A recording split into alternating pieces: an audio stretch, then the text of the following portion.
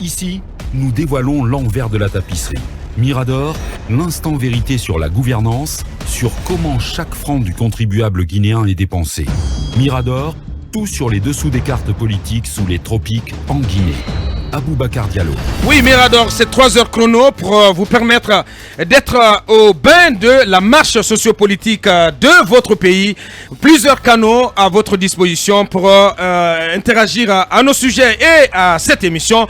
Le www.filmguinée.com ou encore la page Facebook. Vous êtes d'ailleurs très nombreux à nous pratiquer sur la page Facebook de Film Guinée. Vous avez également la chaîne YouTube de Film 24 à votre disposition. La chaîne YouTube que nous vous recommandons fortement. Nous applis également, vous qui êtes à l'étranger, vous nous pratiquez donc via nos applis. Merci encore une fois d'être au rendez-vous. Talibé, bonjour. Bonjour, le prince du Wassolo. Pourquoi? Bonjour. Vous êtes. De toute façon, je suis un prince du Wassolo. Oui, vous êtes tout princièrement habillé. Donc bonjour, le prince du Wassolo. Bien, merci. Bonjour, le juste. Je commence par donner cette information que j'ai obtenue de M. Ousmane Doré, médiateur dans le cadre de la désignation des 15 représentants de la classe président du MND. Oui, cette médiation est pris fin quand même, Talibé. Non, justement. Non, mais... Justement, l'information que je vous donne... Médiateur jusqu'à quand? Justement, l'information que je vous donne, c'est que je me suis entretenu avec lui, il m'a fait état d'une réunion qui est prévue aujourd'hui dans un hôtel de la place, celui-là même qui avait abrité la réunion surprise des différentes coordinations des différentes coalitions politiques. Donc une réunion est prévue, si rien n'a changé, en tout cas depuis qu'on s'est entretenu hier soir, cette réunion est 15 coalitions. C'est une réunion qui fait appel à l'ensemble des coalitions politiques du pays. Vous le savez, lors de la réunion précédente, donc celle que j'appelle la réunion surprise, il avait été annoncé que la dynamique ne visait pas simplement à désigner les 15 représentants et à s'en arrêter là. La dynamique visait justement un processus qui devait aboutir à la mise en place, à la reconstitution des forces vives comme ça a été le cas lors de la transition. Je vous entends maintenant. Ouais. Voilà. Je vous suis maintenant. Voilà, c'est un peu cela la dynamique. Bien. Donc il est prévu. Donc c'est une autre dynamique. Celle de la reconstitution des forces vives du pays. Voilà. À l'effet de constituer dans un premier temps l'union sacrée de la classe politique, et laquelle union sacrée doit amener donc la classe politique à aller vers les autres forces du pays pour reconstituer donc les forces vives afin de peser justement. Mais ça, c'est la classe politique qui veut donner le ton. Qui veut donner le ton. Donc cette réunion est prévue. Ouais, tout à l'honneur de Ousmane Doré. Est-ce que tout le monde y sera? Voilà, à qui nous disons vraiment courage, parce que le combat n'est pas facile. Ouais, autre chose, Talibé. Autre chose, c'est des nominations intervenues donc hier. Et on annonce aussi que les secrétaires généraux ils doivent se rendre à Kalia également. Absolument. En fait, la décision aurait été annoncée hier lors du Conseil des ministres. Donc on n'a pas vu le compte rendu. Donc on n'a pas vu pour le moment le compte rendu. Il faut que cela change. Parce que par le passé. Il faut que Ousmane Gawal, je ne sais pas, vous avez vu ou pas? Oui, personnellement, je n'ai pas vu. Oui, il a fait le compte rendu. Oui, Ousmane Gawal. Oui, mais le texte. Dans le journal. Je vous dis que d'habitude... Attention, Mohamed. Oui, il a fait un compte rendu quand même, Ousmane Gawal, bien sûr, oui. Hier. Maintenant, c'était hier, il l'a fait. Je suis en train de dire que d'habitude... Personnellement, j'ai suivi le journal, je n'ai pas vu, honnêtement. Non, c'était bien après, en fait. Je suis en train de dire, Mohamed Kaba, je suis en train de dire que d'habitude, le texte du compte rendu du Conseil des ministres nous était envoyé directement dans nos adresses e-mail.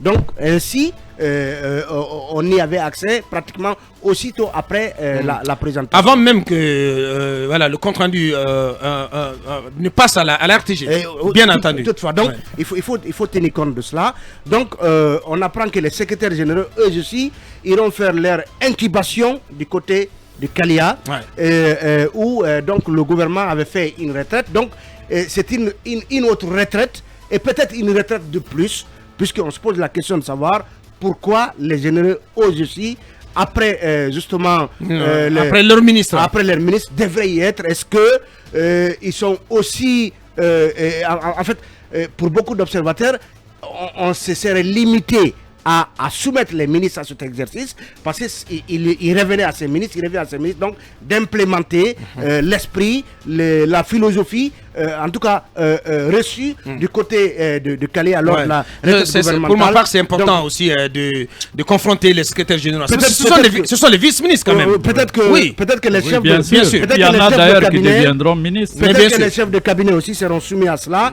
et après les conseillers des ministres. Pas besoin. Vous jouez les déclinologues. Il n'y a pas de problème. Pas besoin. Par déduction, peut-être que les chefs de cabinet et après les conseillers. Toujours est-il que après les directeurs. Moi j'estime que la retraite des ministres aurait suffi et à eux donc d'implémenter. Bien. Parmi les décrets, les nominations ou les départs d'hier, forcément ce qui a retenu l'attention, c'est le départ de Kamano du côté du ministère du budget.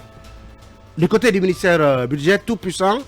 Directeur national du budget. Directeur national du budget, désormais remplacé par Ahmed Karifa Diawara, précédemment chef de division suivi budgétaire sectoriel à la direction nationale du budget. Donc c'est la fin d'une époque parce que depuis pratiquement 10 ans, il est à 10 ans, 11 ans. C'est Mathusalem. À ce poste. Et donc indéboulonnable à son poste.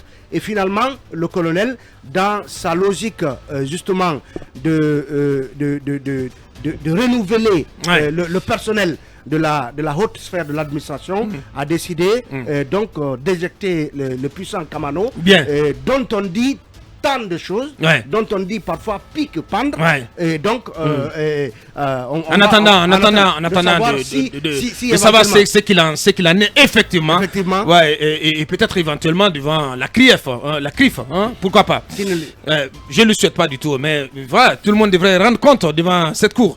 Bonjour cabinet. Bonjour Abouakar et bonjour à tous. Il a dit Kamano, le départ de Kamano comme ça sonne comme la fin d'une époque au ministère du budget. Absolument, c'est le modèle américain que le président du CNRD est en train d'implémenter en Guinée, ce qu'on vient avec son gouvernement, même avec tout le staff.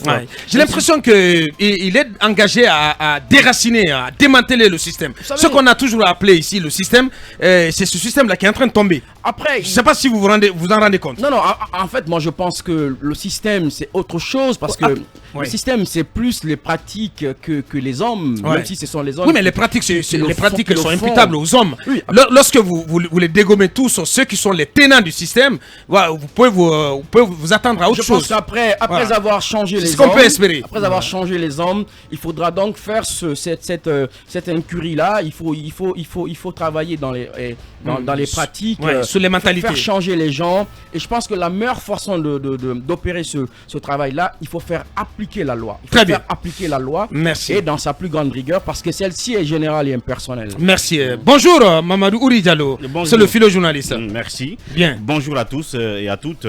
Je voudrais tout simplement rappeler que suite à la situation de Kouroukoro qu'on a présenté ici hier, donc ce cas de meurtre, il y a eu justement qui a coûté le poste à l'ancien préfet de... À l'ancien préfet, puisqu'au demeurant... De Kouroussa. Au demeurant, c'était de savoir qu'est-ce qui a été à l'origine donc de l'éviction d'un certain nombre de préfets, dont celui de Kouroussa. Donc on est arrivé au développement de ce cas de meurtre qu'il y a eu à Kouroussa, mettant en cause donc un certain Kerfala Dabo. Donc suite à l'émission, il y a eu un autre son de cloche, puisqu'il y a des proches du monsieur alors qui veulent s'exprimer. Sans doute, nous n'en avons pas le temps aujourd'hui, mais je peux rappeler qu'il y a le sous-préfet de Kouroukoro même qui est prêt à donner sa version. Il y a par exemple le chauffeur du dit chinois qui aurait envoyé l'émissaire vers lui pour lui dire d'arrêter les coups de feu, et qui donc dément ne pas avoir donc envoyé un émissaire. Donc le chinois il dément.